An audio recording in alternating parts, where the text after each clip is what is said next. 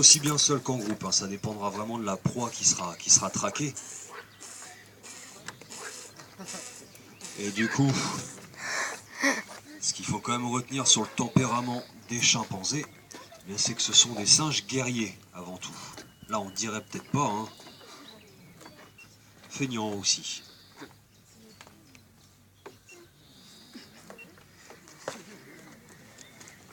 Donc, guerriers dans le sens que nous connaissons, hein, ce qui fait qu'ils ont un sens de la stratégie bien assez développé pour appliquer une chasse qui soit structurée, où chaque individu selon ses aptitudes aura un rôle. On a pu ainsi définir 3 rôles différents. Donc on trouvera des guetteurs, des rabatteurs et des attrapeurs. C'est quand même bien carré et laisse assez peu de chance, hein.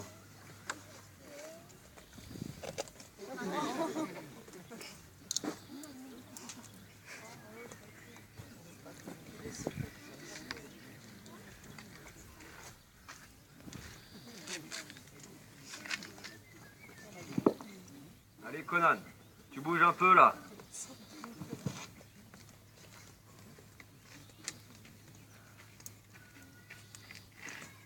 En fait, il a perdu Concombre.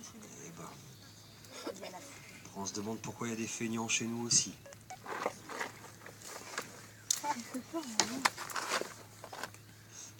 Voilà. Bon bah dernier essai.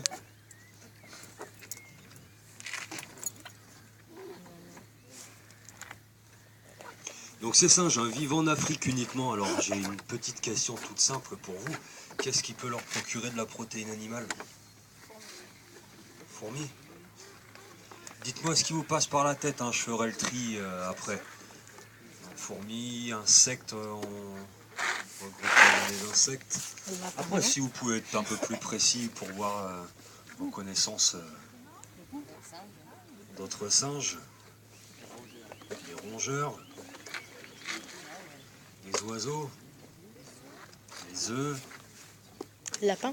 lapins, reptiles, Il n'y a plus Pâques. des... En fin de compte, il faut savoir que les singes ont autant de poux et de puces que nous, hein. Ouais, mais ils ont autant de poux et de puces que vous. Pas plus que lui, ouais.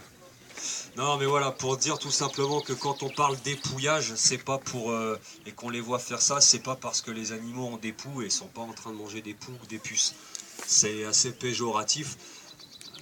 Mais ce qu'il faut retenir dans épouillage, c'est pas le mot poux, mais époux. C'est le fait d'être à deux, comme les époux, le fait d'être à deux, de partager un moment intime, de resserrer des liens à deux, c'est plutôt ça qu'il faut retenir. Donc en fin de compte, c'est une toilette. Donc effectivement, ils peuvent avoir quelques petits poux et puces, hein, qui vont parasiter, mais ils se toilettent tous les jours, ce qui fait que c'est des animaux qui finalement sont très propres. Donc on va retirer aussi les résidus de végétaux, ou on va gratter une croûte, hein, aussi. Donc voilà, c'est tout ça. Donc on va commencer avec des insectes, hein, voilà, n'importe quel insecte, entre autres des fourmis ou des termites. Et après il y aura des œufs, des oiseaux, des rongeurs, des lézards, certaines espèces de singes. Et le plus gros sera de l'antilope.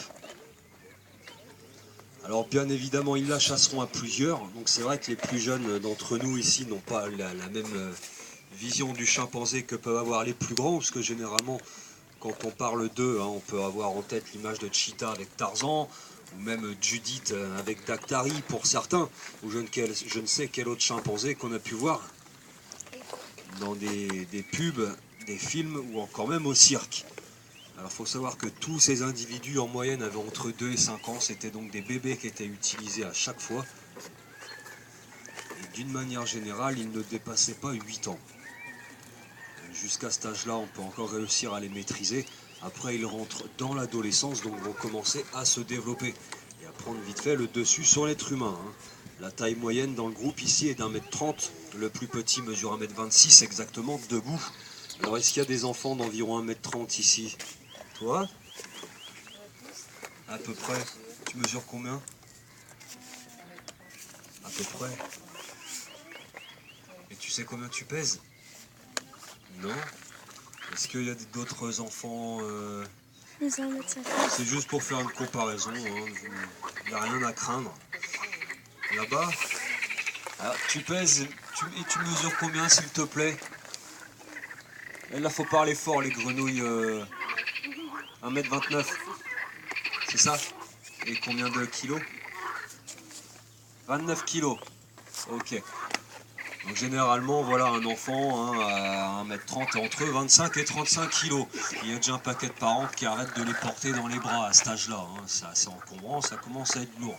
Alors eux, pour la même taille, ils sont plutôt entre 70 et 80 kilos. Donc il est quand même extrêmement difficile de porter un chimpanzé de ce gabarit dans les bras, contrairement à ce qu'on a voulu nous faire croire à la télévision. Surtout qu'au passage, ils ont des canines qu'on apparente aux panthères.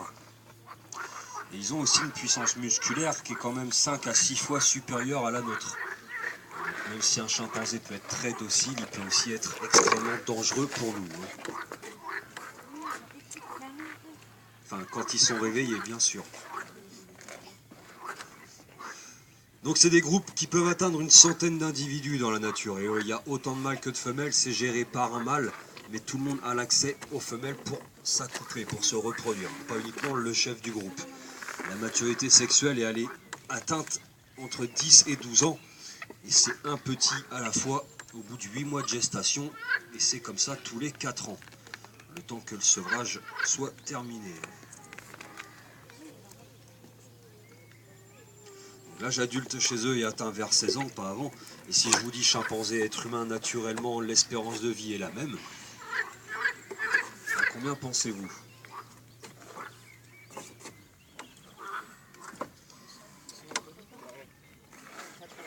J'ai 40 ici et j'ai le double par là. 60, il y en a un qui coupe la poire en deux.